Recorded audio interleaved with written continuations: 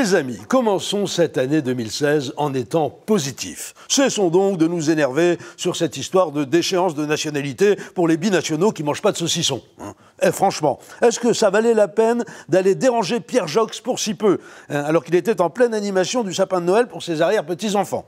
Tiens, ça me fait penser que j'ai pas entendu Badinter sur la question. Il était au ski peut-être. Et Jack Lang, pourtant je crois me souvenir qu'il a été prof de droit constitutionnel, ce vieux Jack. Enfin bon, ils n'ont rien dit et ils ont eu bien raison. Notre général président a été clair. Il s'agit d'une mesure symbolique destinée à montrer, je le cite, la détermination de la France face au terrorisme. Alors, je sais ce que vous allez me répondre. Il y avait peut-être un moyen plus simple d'afficher sa détermination. En enregistrant sa déclaration de vœux, le chef de l'État aurait pu se montrer plus expressif, en s'adressant directement aux terroristes, avec des gestes menaçants. Comme ça, oui. Voilà, ou alors, je sais pas moi. Tiens, les gros yeux. Ah, ça exprime bien la détermination. Je vous refais les gros yeux. Oui, bon, enfin bref, je le sais, c'est symbolique, comme la déchéance de nationalité. En termes d'efficacité, c'est discutable, mais au moins, il n'y a pas besoin de chambouler la Constitution. Vous voulez les gros yeux à nouveau ? Ouais. Détermination, voilà. Bien, mais bon, il n'en demeure pas moins que la déchéance de nationalité nouvelle version est une mesure qui satisfait tout le monde. Les Français y sont favorables à près de 90% selon les sondages, et les djihadistes sont enchantés qu'une grande démocratie occidentale modifie sa constitution en s'asseyant au passage sur un de ses principes fondamentaux, l'égalité des citoyens devant la loi, pour pouvoir appliquer une mesure dont elle annonce en même temps qu'elle ne va servir à rien. Les islamistes pouvaient difficilement rêver d'une reconnaissance plus éclatante. En apprenant la nouvelle, les Daéchiens ont dû en remuer la queue de bonheur.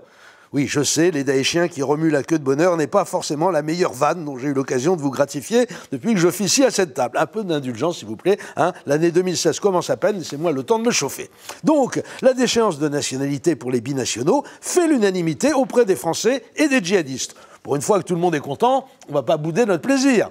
En rappelant quand même que la satisfaction des Français passe avant celle des djihadistes. Bah oui, il faut toujours le rappeler avec force, sinon ça fait le jeu des populistes.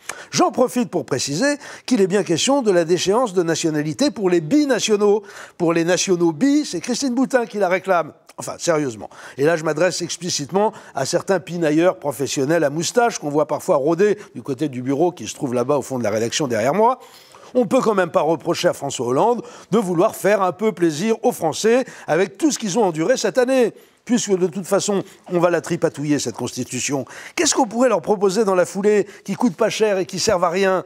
Le rétablissement de la peine de mort pour les auteurs d'attentats suicides ? Pas mal, ça. L'amputation des terroristes manchots en fauteuil roulant. C'est une niche, mais pour un électeur qui se tâte encore, ça peut faire la différence en 2017. En fait, quand on y réfléchit, instaurer la déchéance de nationalité pour les binationaux convaincus de terrorisme, ça revient à décréter qu'un terroriste ne peut pas être français. C'est juste impossible, comme la loi de la gravité. Quand la pomme tombe sur la binette et Isaac Newton, c'est de haut en bas, point barre, et la poussée d'Archimède, c'est le contraire, de bas en haut. C'est comme ça, on ne discute pas. Il y a dans cette mesure une dimension volontariste que je trouve personnellement assez stimulante pour l'esprit.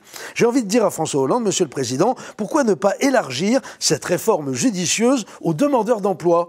Instaurons la déchéance de nationalité pour tous les chômeurs. Considérons qu'à partir de désormais, il devient impossible d'être français et au chômage. Et voilà le travail, le chômage devient hors la loi. Je peux vous garantir que là, la courbe, elle va s'inverser à la vitesse grand V.